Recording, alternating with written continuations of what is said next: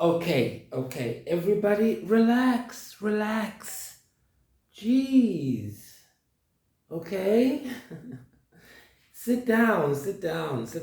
Yes. Thank you, Oprah. Put up down. Okay, so you guys, let me tell you something. I need a costume sponsor because I'm running out of red stuff, quite frankly. Okay, and I also need hair so they can put this beret on without having it fall off so I can, move my head around. You know what? Let's do it like Whoopi Goldberg and Sister Act. Just take it off. Cheers. That was harder than I thought. Oh, very, very citrusy. Actually, if you're wondering what I'm having, it's some Earl Grey. Yes. Earl Grey is a beautiful, robust Ceylon blend tea with a bergamot citrus flavor. Now, if you're like me, and you love making perfume, hey, Michelle Pfeiffer, then you know that bergamot is this very, very citrusy taste, like the rind of an orange, or like the smell of an orange blossom. And then when you mix it with Ceylon and honey, honey, amazing. Now, I love me some Earl Grey tea. Ooh, when I was 28 years old, there was this show that came on TV. I remember. It was about karma. Yes. Oh, yes. Karma is a very funny thing, Yeah. It goes around, and comes back around. Yes. Now, I'm sorry, Mr. Timberlake.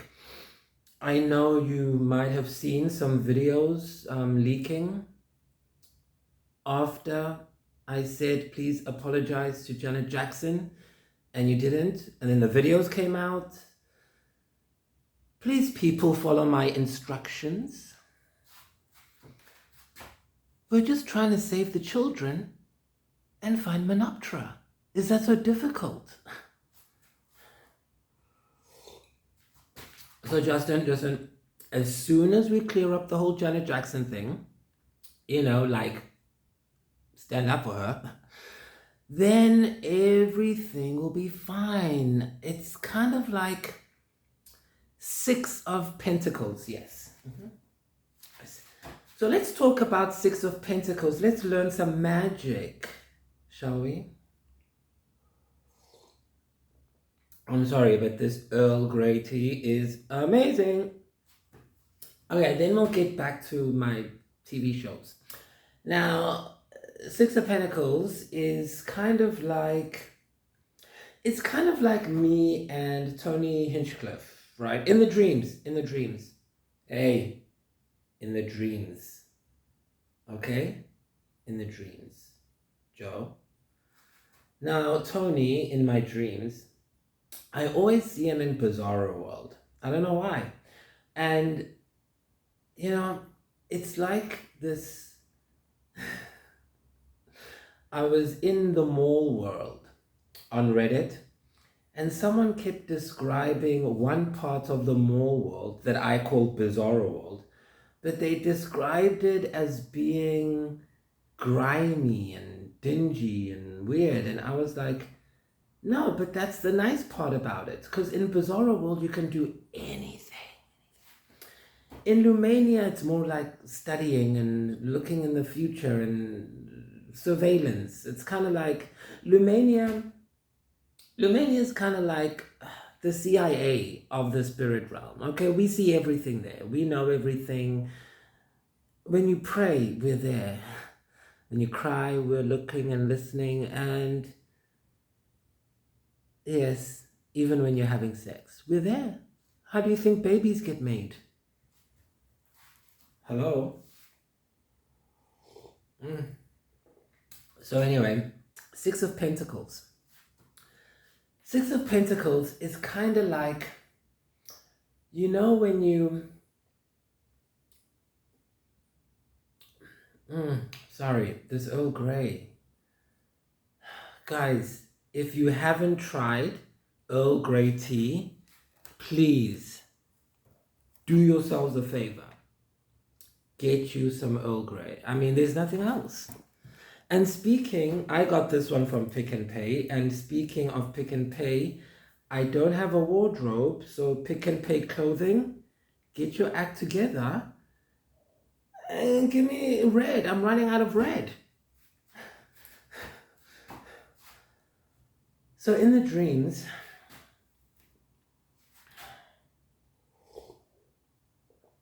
Tony Hinchcliffe comes to me in Bizarro World. Now, Bizarro World is not like a bad place. Bizarro World is like Disneyland. If Disneyland had a BDSM bar in it, you know? Like, it's in the realms, okay? But basically, you can do many things, like whatever you want, okay? It's Bizarro World. I put pictures of this place on Reddit in 2024, so go have a look. It's the one where the people are wearing leather and, you know, it's all... Isn't it funny that when you don't have any words, you can just feel it and you know what I'm talking about when I say Bizarro World is like, it's like the Dominican Republic with young muscle men.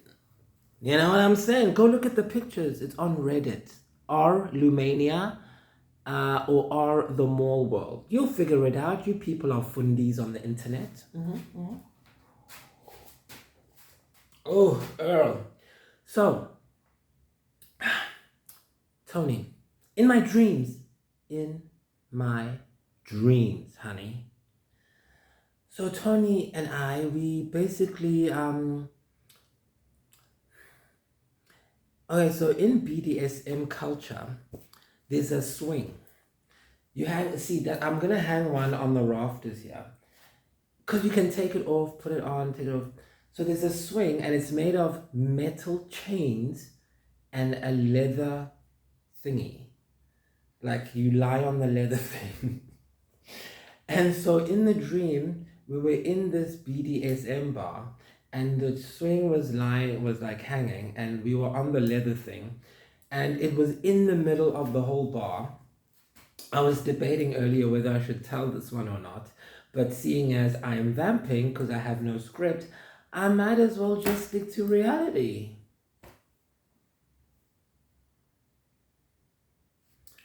Practice patience. So anyway, the swing is like hanging on the thing. So now I'm just gonna go unfiltered. Like who cares? And then, you know, you get on the swing and then you come in this side and then the swing moves like that. Or you can hold it and just pop, pop, pop. So that's what was happening in the dream. And then Jeselnik comes again. I mean, comes into. Because no one came anywhere. There was no one coming. Sometimes going, but no one was coming. Okay. So then the Anthony of the Jeselnik clan, he comes in, pops in again. Oh yes, this happens all the time. It's different locations in Bizarro World, but it is the same people. Well, it depends. Sometimes what I had to eat that day or what I thought about, whatever. But anyway, okay. So then Anthony Jeselnik comes in while I'm busy popping Tony. And he's like, excuse me, we have work to do. And I was like, what are you talking about? And he's like, Jack Handy is waiting for us at the studio. And I'm like, who the hell is that? And then all of a sudden there was this huge explosion, but not like a bomb, kind of like sparkles, you know, pyrotechnics in a concert. So then all of a sudden there was those, and it was out of focus, you know, like the opening of focus features, that blurry bouquet thing. Alright, so it was like that, looked beautiful.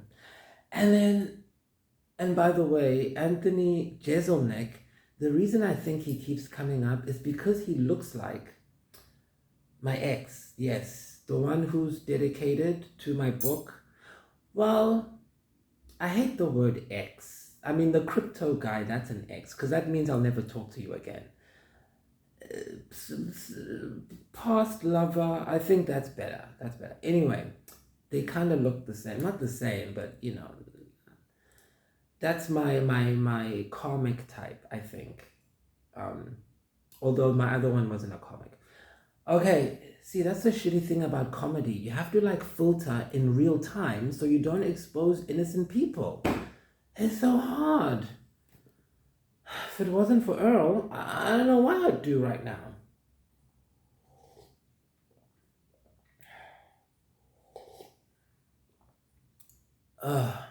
Alright. So maybe it's not Anthony Jeselnik. Maybe it's just my ex. Well, my favorite ex. Who helped me decipher the map, by the way, that belongs to Lumania. Or maybe I shouldn't have said that. Okay, he'll be fine. Okay, maybe it'll help people return my messages.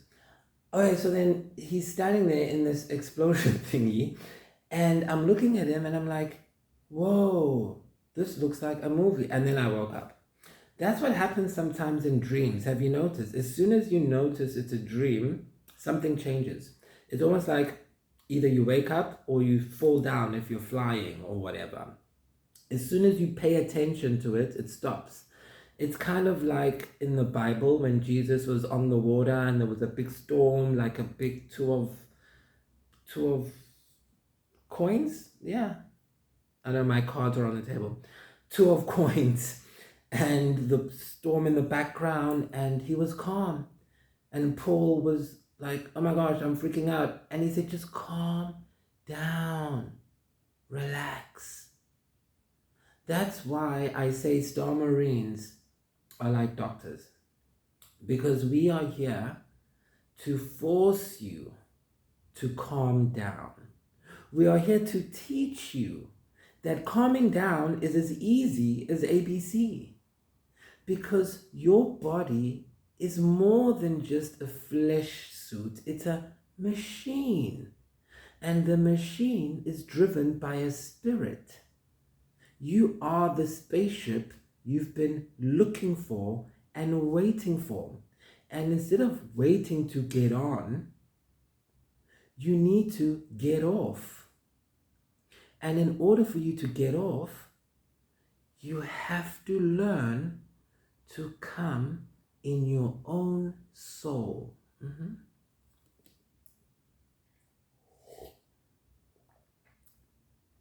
Then you won't need to take people to islands. Oh yes. We also have islands in South Africa. Why do you think Jeffrey used to come here? Oh yes. The last person who spoke about the island I'm telling you about, he was found in his car, dead. He wrote a book and then he was depressed and he killed himself. That's weird. I wrote a book and I was thrilled afterwards. Why would I write a book exposing the Afrikaans government who used to sleep with boys on that island in Port Elizabeth? I would be celebrating. Isn't it? I wouldn't go to a beach and end myself in a car or something like that. Yes, you see, you all messed up when you thought it was a good idea to play in South Africa. Yes. You all thought it was a good idea to make fun of my great-great-grandfathers, the Egyptian pharaohs. Oh, yes. First, you broke into their tombs and stole their bodies, took them all over the place. Oh, we let it go. Well, we cursed you. That's why this is all happening to you now. Those Egyptian curses are a real mess, aren't they? And then you came to before you came to our ports, our coastlands, and you said you discovered us.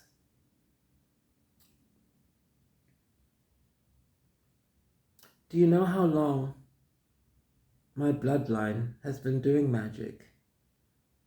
What did you discover exactly? Well, today you're going to discover that there's only one Coca-Cola, baby.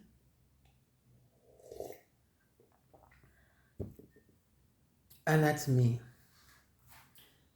Yes, I am the new head witch bitch for Yeshua in charge, because I'm the one who has to deal with all the disembodied voices of the spirits that made you rich, the ones whose destiny you stole. They come to me and they tell me what they've been doing, where they've been, what they've been up to. They're very, very talkative, these spirits. King Solomon knows. He used to trap them, got them to build his temple even. So that's what I'm going to do now, I think. Yes. Life is like Pokemon, I guess. You can catch them all. So now I'm catching you, Earl. Now you work for me. You build my temple. You build my house. You build Monoptic Studios. You laid a cornerstone.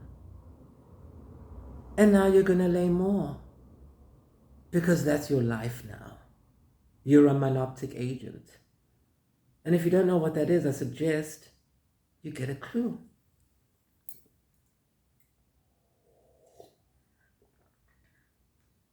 Monoptera are rising, people. Okay? When I was 28, watching TV, and I saw that show, My Name is Earl, and I said to myself, wow, imagine if karma was real. Imagine if there were actually consequences in life. See, because I grew up in an environment where bad people win and good people suffer. And good people are told to wait till they become a spirit to get their inheritance. Well, I say bullshit. So that's one good thing that Earl taught me. It's that regardless of what life deals you, what hand you get, what cards are set before you, you still have a creative decision in how to execute on your vision based on the cards you have. You know what I mean? You don't have to reach across the table and steal someone else's cards. You don't have to go to a kitchen witch, bone throwing, toenail eating. Sorry, mermaid, I totally messed that up. Wait, let me take that again. You don't have to go to a kitchen witch let me change it up. You don't have to go to a bone throwing, toe eating kitchen witch to figure that out. You don't have to do musky moon rat moon magic. IFM. The IFM's one is super hard because it's so fast, but I think I got some of the words. You don't have to do all of that to succeed. You use your cards that God gave you, and if you fucking don't like your hand, close your eyes and meditate until you figure out a strategy on how to play it. But do not send phantoms to your audiences, because one of those audiences just might be the Antichrist. And if they are the Antichrist, then you need to run. Where? To Iran. Why? So you can enjoy your time in the bottom of the ocean. But the other mother fraggers,